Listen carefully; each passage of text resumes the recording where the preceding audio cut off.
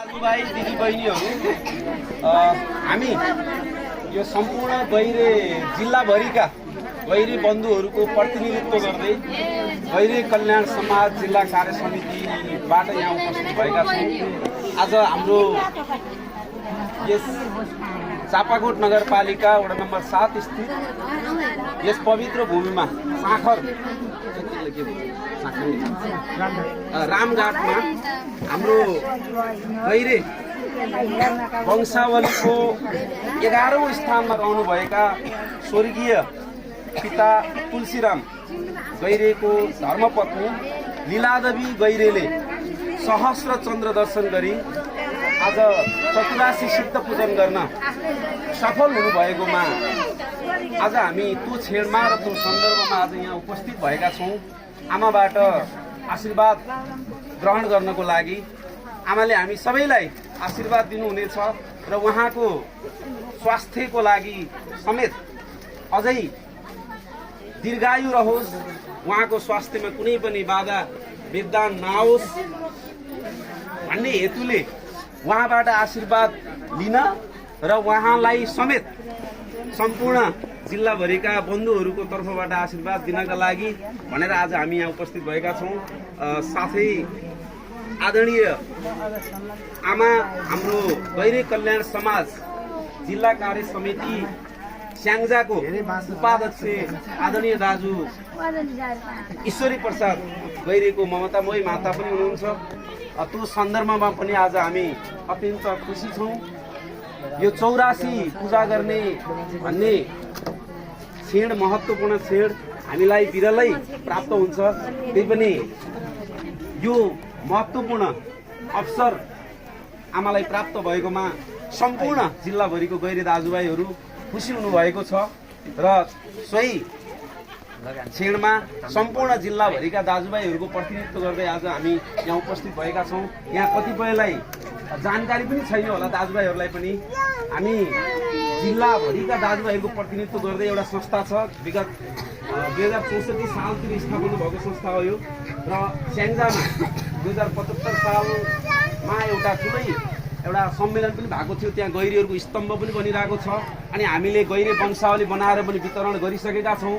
आमा यहाँ चाहिँ अहिले विशेष गरी आमा 12औं नम्बरमा रहनुभएका तुलसीराम गैरे जस्तो वंशावलीको नम्बर छ हाम्रो, जस्तो 11औं नम्बरमा हुनुहुन्थ्यो तुलसीराम बुवा अनि हाम्रो ईश्वरी दाजु 12औं नम्बरमा हुनुहुन्छ। अनि अहिले फेरि अर्को सन्दर्भ पनि यहाँ जोडिएको छ।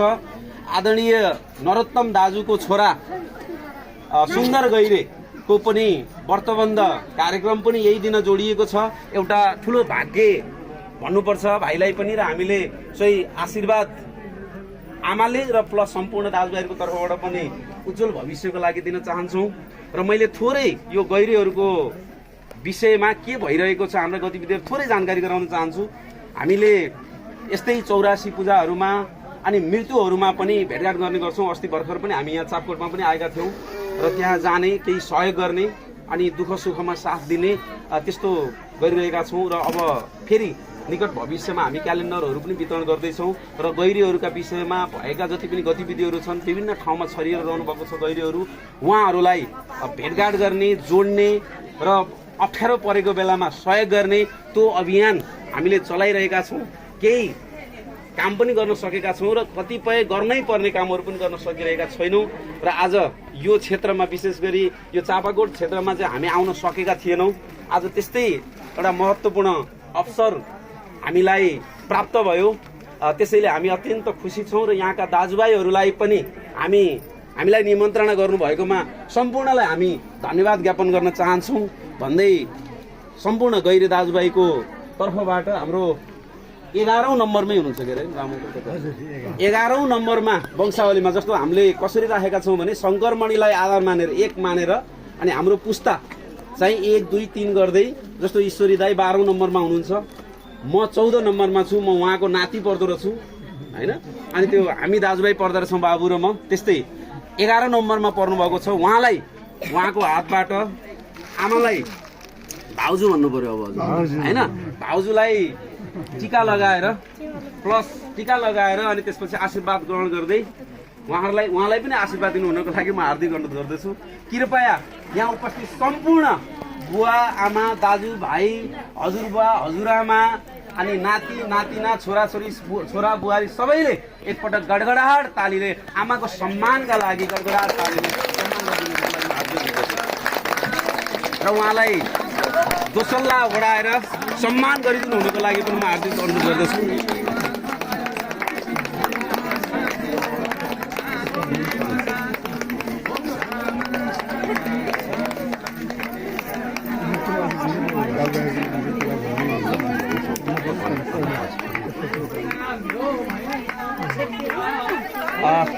मैले उहाँका हाम्रो गैरे दाजुभाइहरूको वंश विस्तारमा पनि आमाले धेरै योगदान गर्नुभएको छ। उहाँका 6वटा छोराहरू हुनुहुन्छ, उहाँहरूको नाम वाचन गर्न म चाहन्छु। पिताम्बर शर्मा गैरे, सुदामा गैरे, अनि पुरुषोत्तम गैरे, ईश्वरी प्रसाद गैरे, मधुसूदन गैरे र नरोत्तम गैरे। उहाँहरूलाई पनि म हार्दिक सम्मान ज्ञापन गर्न चाहन्छु। हार्दिक सम्मान छ उहाँहरूलाई पनि। र त्यसै गरी उहाँ ठुलिया अनन्तराज गैरे, माधव गैरे र गोविन्द गैरेको ठुलियामा हुनुहुन्छ उहाँ। अनि उहाँहरूलाई पनि म हार्दिक सम्मान गर्न चाहन्छु। त्यो सीता र नरोत्तमलाई बोलाइदिए। अब उहाँको सम्मानका लागि हामीले एउटा सम्मानका शब्दहरू लेखेर ल्याएका छौँ। त्यो म वाचन गर्न चाहन्छु, कृपया ध्यान दिएर सुनिदिनु होला। भातृत्व पहिचान र सहअस्तित्व सम्मान पत्र, गण्डकी प्रदेश चापाकोट नगरपालिका वडा नम्बर 7 स्थित साखर निवासी गैरे कल्याण समाज जिल्ला कार्य समिति स्याङ्जाका उपाध्यक्ष ईश्वरी प्रसाद गैरेकी ममतामयी माता लीलादेवी गैरेले सहस्र चन्द्र दर्शन गरी 84 सिद्ध पूजन गर्न सफल हुनुभएको तथा निजका छोरा सुन्दर प्रसाद गैरेको चुडुपनयन व्रतबन्ध कार्यको शुभ अवसरमा यहाँहरूको सुस्वास्थ्य तथा दीर्घायुको कामना सहित यो सम्मान पत्र प्रदान गरिन्छ। गैरे कल्याण समाज जिल्ला कार्य समिति स्याङ्जा, प्रदत्त मिति 2082 चैत्र 14 गते, अध्यक्ष कमल गैरे र सचिव राजु गैरे। र म उताबाट आउनुभएको हाम्रो कार्य समितिका सदस्यज्यूहरू हुनुहुन्छ, उहाँहरूको पनि म नाम उच्चारण गर्न चाहन्छु। अगाडि आएर यसो चिनिदिनु होला, दाजुभाइको बिचमा उहाँहरूले चिन्ने अवसर पनि प्राप्त हुन्छ। आदरणीय गोपाल गैरे, उहाँ हाम्रो पूर्व सल्लाहकार पनि हुनुहुन्थ्यो, अहिले सदस्य हुनुहुन्छ। त्यसै गरी परशुराम गैरे, नमस्कार भन्दै यो फेन सबैलाई फेरि एकपटक रामप्रसाद गैरे, उहाँ चाहिँ हुनुहुन्छ रामप्रसाद गैरे। अहिले वंशावलीको आधारमा उहाँ सबैभन्दा माथि हुनुहुन्छ जस्तो लाग्छ। अब उमेरले त के छ, अनि यतै अरू पनि हुनु होला, अझै खोज्दैछौँ हामीले जीवितमा, होइन। अनि त्यसैले फेरि आमालाई फेरि पनि गडगडाट तालीले सम्मान गर्दै म यो सम्मान पत्र म उहाँ ईश्वरी प्रसाद गैरेज्यूलाई हस्तान्तरण गर्न चाहन्छु। त्यसै गरी यस्तो ठाउँमा जस्तो हामीले मृत्यु भएको ठाउँमा रु 3100 दिने पनि गरेका छौँ।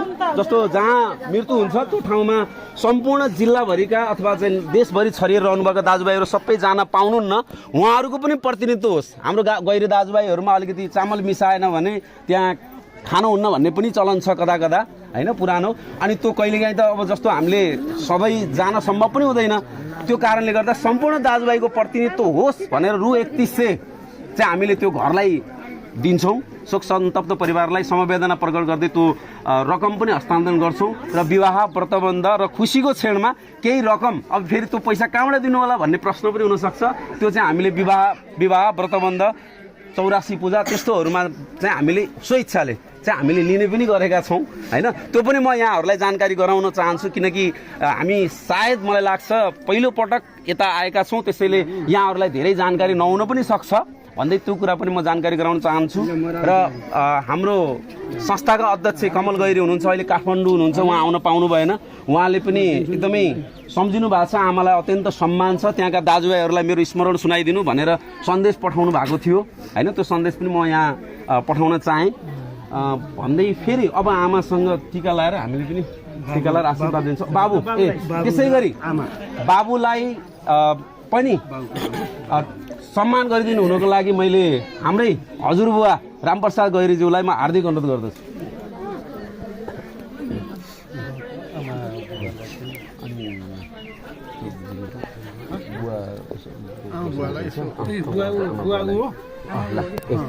ल फेरि उहाँको लागि पनि एकचोटि ताली बजाएर स्वागत गरिदिनु होला, उहाँलाई सम्मान गरिदिनु होला।